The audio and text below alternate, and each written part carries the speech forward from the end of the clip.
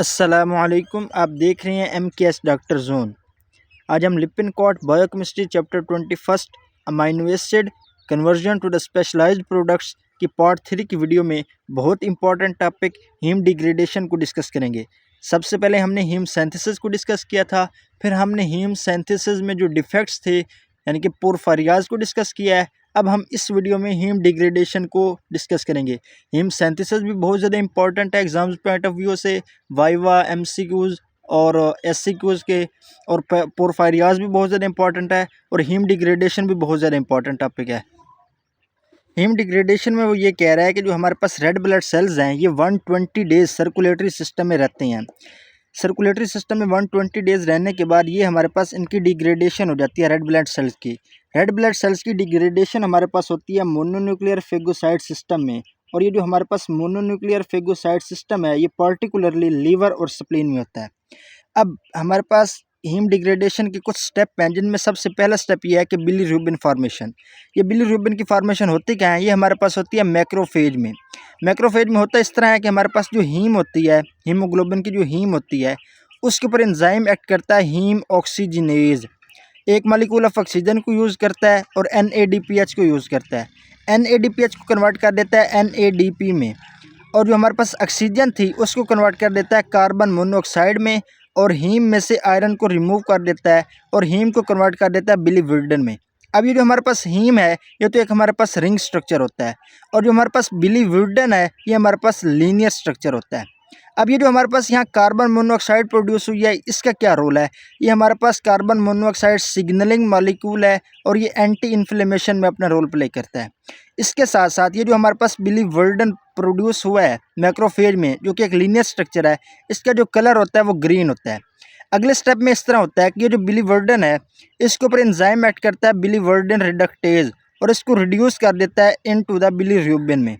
इसमें होता क्या है, ये जो हमारे पास बिलीवर्डन रिडक्टेज है ये बिलीवर्डन के ऊपर एक्ट करता है, एक मॉलिक्यूल ऑफ NADPH को यूज़ करता है और NADPH को कन्वर्ट कर देता है NADP में, और बिलीवर्डन को कन्वर्ट कर देता है बिलीरुबिन में।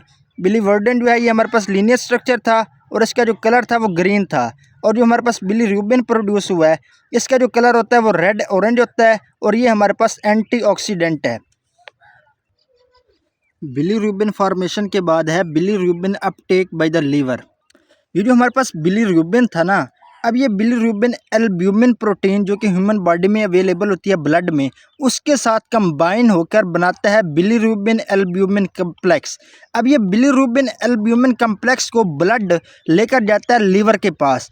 लीवर में जाने के बाद ये जो हमारे पास बिलीरुबिन था ये एल्ब्यूमिन से अलग हो जाता है और हिपेटोसाइट्स यानी कि लीवर सेल्स में इंटर हो जाता है, और किस प्रोसेस के थ्रू ये इंटर होता है वो है हमारे पास फैसिलिटेटेड डिफ्यूजन। जब ये हमारे पास हिपेटोसाइट लीवर सेल्स में इंटर हो जाता है, वहाँ ये प्रोटीन्स के साथ, लीवर सेल्स के अंदर जो प्रोटीन होती हैं हिपेटोसाइट्स के अंदर, उनके साथ कंबाइन होकर बनाता है हमारे पास लिगेंडिन प्रोटीन्स होती हैं, उनके साथ ये कंबाइन हो जाता है। लेकिन यहाँ एक इशू है, वो इशू ये है कि ये जो हमारे पास कुछ ड्रग्स होती हैं, फॉर एग्जांपल कौन सी ड्रग्स, जैसे कि हमारे पास ये हो गई सैलिकाइलेट्स, या हमारे पास सल्फोनामाइड्स, ये कुछ ड्रग्स हैं, ये करती हैं कि ये हमारे पास जब एल्ब्यूमिन और बिलीरुबिन का कम्प्लेक्स होता है ब्लड के अंदर, ये उसमें से एल्ब्यूमिन को बिलीरुबिन से अलग कर देती हैं, और वो जो हमारे पास बिलीरुबिन होता है ना, उसको ये जाकर हमारे सेंट्रल नर्वस सिस्टम में एकमुलेशन होनी उसकी स्टार्ट हो जाती है, जिसकी वजह से वो सेंट्रल नर्वस सिस्टम को डैमेज कर देता है। तीसरा स्टेप है हमारे पास बिलीरुबिन डाइग्लूकुरोनाइड फॉर्मेशन।